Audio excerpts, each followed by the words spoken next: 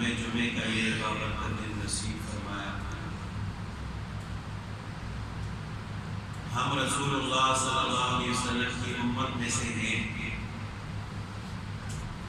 اور رسول اللہ صلی اللہ علیہ وسلم کو اللہ تعالیٰ نے تمام انسانیت آنے والے قیامت تک آنے والے انسانوں کے لیے نبی بنا کر بھیجا ہے، اور اسی وجہ سے اللہ تعالیٰ نے آپ علیہ السلام کو باقی انبیاء پر فضیلت بخشی ہے کہ پہلے جتنے بھی انبیاء علیہ السلام تشریف لائے ہیں وہ کسی خاص علاقے، کسی خاص قوم اور ایک خاص زمانے تک مبعوث کیے جاتے ہیں۔ جس طرح حضرت موسیٰ علیہ السلام کو اللہ تعالیٰ نے قوم بنی اسرائیل کی طرف نبی بنا کر بھیجا، لیکن اللہ تعالیٰ نے رسول اللہ صلی اللہ علیہ وسلم کو قیامت تک اور قیامت تک آنے والے لوگوں کے لیے نبی بنا کر بھیجا کہ رسول اللہ صلی اللہ علیہ وسلم کے بعد نہ کوئی نبی آئے گا، نہ رسول اللہ صلی اللہ علیہ وسلم کی شریعت منسوخ ہوگی، تو قیامت تک آنے والے جتنے بھی لوگ ہوں گے وہ رسول اللہ صلی اللہ علیہ وسلم کے امتی ہوں گے۔ تو رسول اللہ صلی اللہ علیہ وسلم آخری نبی ہونے کے اعتبار سے اپنی امت کے ساتھ محبت اور شفقت بھی فرماتے تھے۔ رسول اللہ صلی اللہ علیہ وسلم کے بارے میں آتا ہے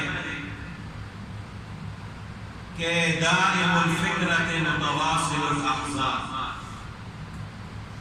کہ رسول اللہ صلی اللہ علیہ وسلم پر ہمیشہ ایک فکر طاری ہوتی تھی۔ رسول اللہ صلی اللہ علیہ وسلم ہر وقت غم کی حالت میں نظر آتے تھے۔ اب وہ فکر اور غم دنیا کی فکر نہیں ہوتی کہ مجھے دنیا حاصل ہو جائے، یا وہ اس چیز کی فکر نہیں ہوتی تھی کہ قیامت کے دن میرے ساتھ کیا معاملہ ہو۔ اللہ تعالیٰ نے ساری کائنات رسول اللہ صلی اللہ علیہ وسلم کے لیے پیدا فرمائی، اور رسول اللہ صلی اللہ علیہ وسلم سمیت تمام انبیاء علیہ السلام کو اللہ تعالیٰ نے معصوم پیدا فرمایا،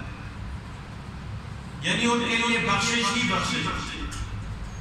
تو رسول اللہ صلی اللہ علیہ وسلم جس چیز کے بارے میں غمگین ہوتے تھے، جو فکر ان پر طاری ہوتی تھی، وہ اپنی امت کی فکر ہوتی تھی